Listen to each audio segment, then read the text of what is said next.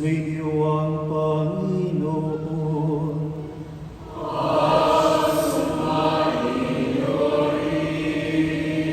Ang mabuting balita ng Panginoon ayon kay San Lucas.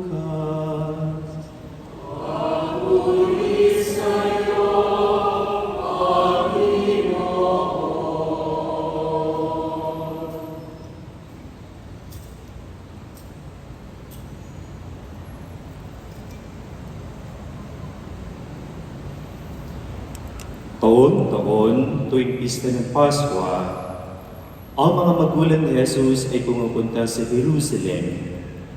At nang 12 taon na siya, pumaroon sila sa dati nilang ginagawa.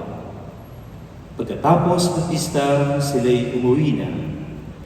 Nagpaiwan si Jesus sa Jerusalem, ngunit hindi ito napansin ng kanyang mga magulang. Sa pag-aakala ng isa na si Jesus ay kasama ng isa, nagpatuloy sila sa maghapong paglalakbay. Nang malaman nila hindi siya kasama, hinanap nila sa kanilang mga kamag-anak at kakilala. Hindi nila siya natagpuan, kaya bumalik sila sa Jerusalem, pagdoon hanapin.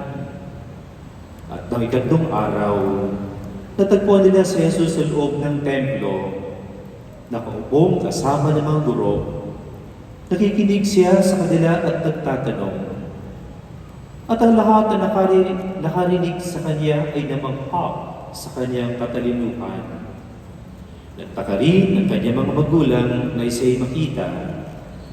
Sinabi ng kanyang ina, "Anak, bakit naman ganyan ginawa mo sa amin? Palisan-palisan na kami ng Ama sa paghahanap sa iyo."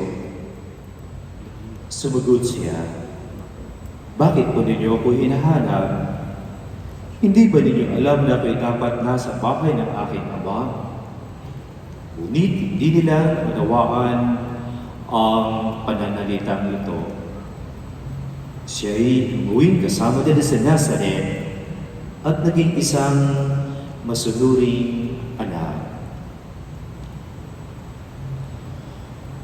Ang mabuting balita ng Panginoon. Pinupuri ka namin, Panginoong Jesucristo. Manatili po tayong nakatuloy.